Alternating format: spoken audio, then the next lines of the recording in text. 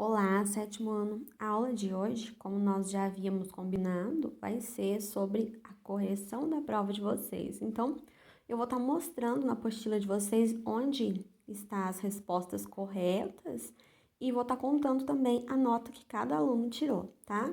Então, a gente começou aqui no módulo 7 e fomos também lá para o módulo 8, né? Então, nós fizemos da prova módulo 7 e módulo 8. A primeira questão que eu perguntei para vocês, que eu pedi para vocês colocarem para mim, sobre os setores econômicos brasileiros, né? Eu coloquei assim, quais são os setores econômicos produtivos brasileiros? Tá aqui na página 5, tá? Setor primário, setor secundário e setor terciário. Era só isso que eu queria de resposta. Gente, teve aluno que copiou do Google. Eu até considerei, viu? Só que teve aluno que, além de copiar do Google, ainda copiou incompletas questões, tá? Não estavam completas, tá bom? Então, prestar mais atenção, viu? Eu conheço todos os sites da matéria de geografia, então não adianta, eu sei de onde vocês estão tirando as respostas.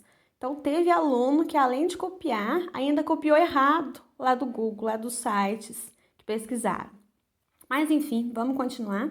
A questão 2, eu perguntei para vocês como ocorreu a distribuição do PIB no Brasil e no mundo, visto nos gráficos em aula. Então, as respostas estão aqui, ó, tá? Distribuição do PIB Brasil e mundo. Era só olhar aqui, tá? Que mais? A 3, eu pedi para vocês explicarem para mim a agropecuária. Então, agropecuária é bem simplesinho. Agro os produtos plantados lá na roça, né? Tudo que vem da agricultura. E pecuária é a criação dos animais, do boi, vaca, para carne e também para o leite, tá? Então, agro são os produtos plantados no campo, na roça, os alimentos, né? E pecuária é a criação de gado, tanto para carne quanto para o leite. Depois, eu perguntei para vocês, a 4, quais são os solos considerados como solos férteis para a agricultura. A resposta estaria aqui na página 6, aqui ó, solo massapê e a terra roxa, tá? Então, tá aqui na apostila, depois se vocês quiserem dar uma conferida aí. A 5, eu pedi para vocês explicar como que funciona a agricultura de plantation. A agricultura de plantation também estava aqui na apostila de vocês, tá? Aqui tá falando como que funciona, né, a agricultura de plantation. Então, era só olhar aqui nessa parte, né, estudar essa parte que vocês já saberiam. A 5, agricultura de plantation. A 6, eu pedi para vocês explicarem para mim sobre o agronegócio, tá? O agronegócio que nós vimos também em aula. O agronegócio, então, tá aqui na página 12 da apostila de vocês, tá? Então, a questão 6 era para explicar o agronegócio. Eu expliquei bastante para vocês em sala de aula. Nós fizemos atividades, né? Também sobre o agronegócio, então tava facinho aqui na apostila de vocês. A 7, eu pedi para vocês, eu perguntei o que o agronegócio ele prioriza. Ele prioriza sempre os mesmos produtos? Justifique. Acho que a maioria acertou, né? Eu expliquei para vocês que o agronegócio ele não prioriza sempre os mesmos produtos, né? Vai depender do que o mercado externo vai estar pedindo. Vai depender dos produtos que o mercado vai estar precisando. Então, ele não vai priorizar sempre o mesmo produto, não. Prosseguindo, na questão 8, eu perguntei para vocês o que significa sistema extensivo e o sistema intensivo na pecuária, tá? A resposta era na página 17. O sistema intensivo é que o gado fica confinado e o sistema extensivo é o sistema que o gado ele é criado solto no pasto, tá? Depois, o que eu perguntei? Eu pedi para vocês explicarem para mim latifúndio e minifúndio. Nós falamos em aula, eu dei atividade para vocês sobre isso, né? Latifúndios são os grandes proprietários de terra, as pessoas que plantam em grande quantidade, têm muita terra.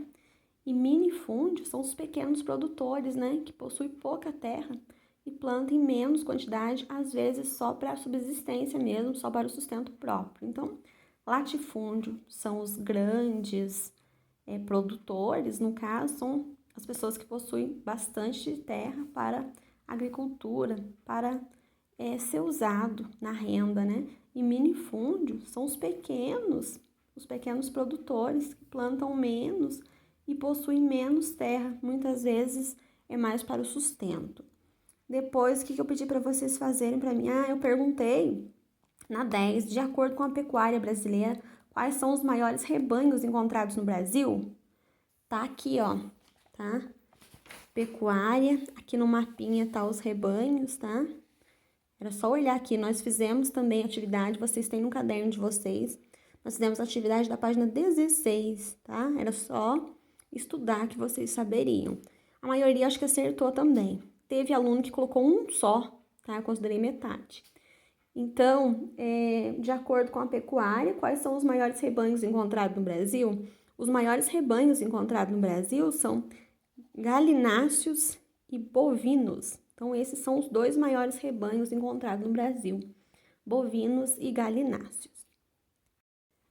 Aí, da questão 10 em diante, eu fiz sobre o módulo 8, Brasil, Espaço Urbano. Foram questões fechadas, né, para vocês marcarem X. Na questão 11 em diante. Aí ficou assim na questão 11. Sobre o processo de industrialização no Brasil, como ocorreu? O processo de industrialização no Brasil, como eu expliquei para vocês em aula, né, ocorreu de modo tardio, mas de maneira muito rápida, com importação de tecnologia e de mão de obra de imigrantes. Foi falado muito isso em aula, né? A questão 12. As primeiras indústrias brasileiras se instalaram principalmente em São Paulo e no Rio de Janeiro devido... Por que as primeiras indústrias elas se instalaram em São Paulo e no Rio de Janeiro? Nós falamos muito em aula também, porque nesses lugares tinha o acúmulo de capitais gerado pelas atividades cafeeiras. Foi por isso, os grandes produtores que plantavam café, teve um problema na Bolsa de Nova York, eles tiveram problemas com isso, né, com o plantio do café, que afetou o mundo inteiro, e o dinheiro que eles tinham acumulado, eles decidiram investir na industrialização, nas empresas aqui no Brasil. Então, as primeiras indústrias brasileiras se instalaram principalmente em São Paulo e no Rio de Janeiro, devido ao acúmulo de capitais gerado pela atividade cafeeira. A questão 13 foi assim: os primeiros operários que iniciaram os trabalhos nas indústrias brasileiras eram principalmente imigrantes, tá? Os primeiros operários, eles eram imigrantes, eles vieram de outros lugares. Aí, eu pedi para vocês colocarem para mim os lugares que vieram esses operários imigrantes. A resposta certa é italianos, portugueses e espanhóis, tá? Então, eles vieram da Itália, de Portugal e da Espanha, os primeiros operários que iniciaram os trabalhos das indústrias brasileiras. Depois, a questão 14. Em 1950, foram instaladas no Brasil as empresas multinacionais o que essas empresas multinacionais elas fizeram no Brasil? Elas ampliaram o parque industrial brasileiro, gerando emprego e modernizando o país. Então, com a chegada dessas multinacionais, vai ampliar os empregos, vai gerar mais emprego e vai gerar modernização no país, na questão da urbanização, né? Depois, na 15, eu perguntei, ficou assim, ó, 15. As primeiras indústrias brasileiras foram instaladas em...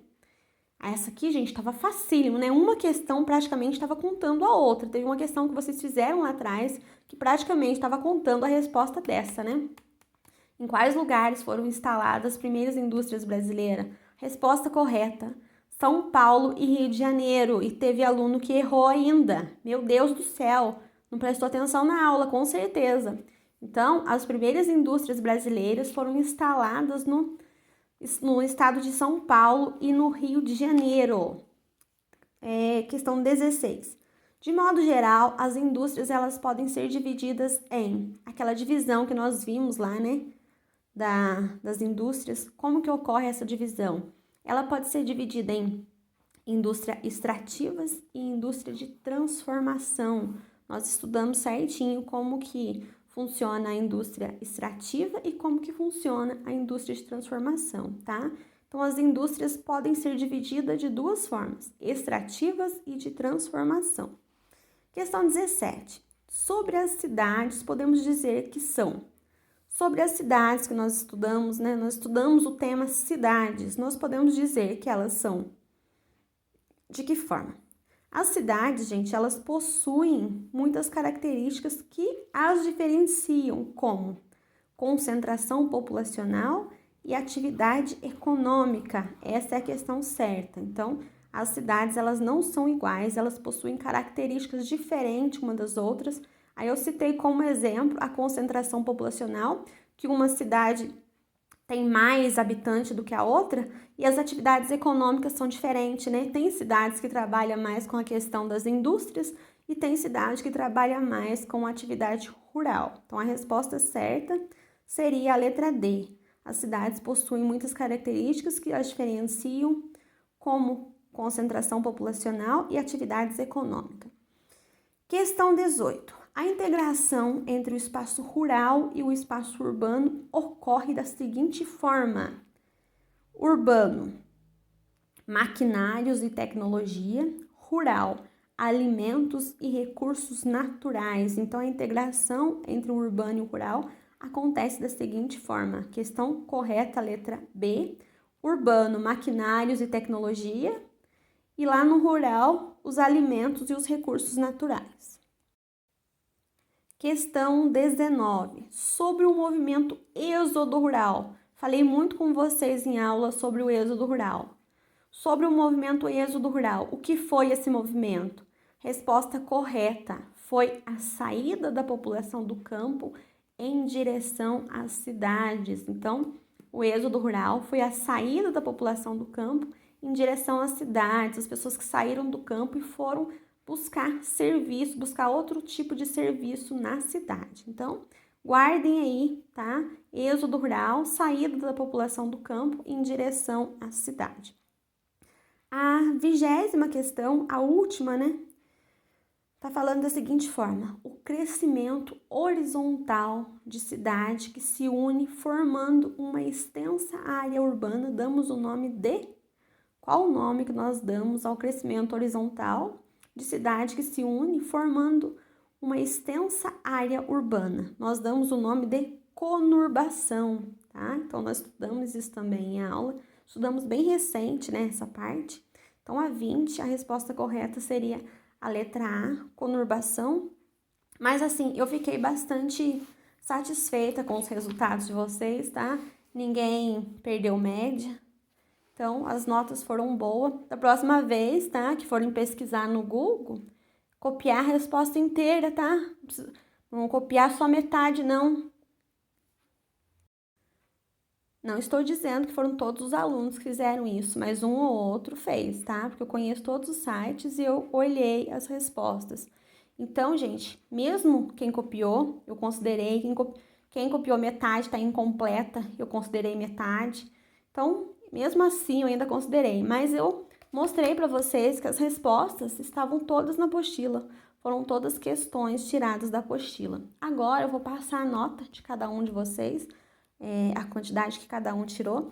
Eu tinha colocado na avaliação que a nota seria 7. Só que depois eu fui fazer os cálculos aqui, fazer as contas, né? Que eu dei nota de participação, nota de trabalho, nota de apostila. Não dá para eu dar os 7 pontos. Então, a avaliação, o valor foi 5 pontos, tá? Então, foi 5 pontos o valor da avaliação. Então, vamos lá agora para as notas. Ah, outra coisa que eu preciso comentar com vocês. Lá na hora que vocês fizeram a avaliação e me enviaram, apareceu lá, né? 60%, 70%, 90%, 100%. Apareceu a porcentagem de acertos de vocês. Aquela porcentagem era só para as questões fechadas, tá? Só para as questões de marcar X. Que as questões abertas eu não coloquei, tá? Eu deixei para eu mesmo fazer a correção. Então, pode ser que às vezes tenha algum aluno que apareceu lá 100%, só que na hora de eu fazer a correção das questões abertas, estava errada alguma questão. Então, acabou não tirando nota máxima por isso, por esse motivo. Então, eu vou lá contar as notas de vocês. Vamos começar. O Caio tirou 4,5, O Kaique tirou 3, a Camila 3,25, o Fabrício 3,25, o Felipe 3,25, o Gustavo tirou 4, a Manu tirou 5, parabéns, muito bem, nota máxima. E o Pedro tirou 4, tá? Então, essas foram as notas de vocês da avaliação.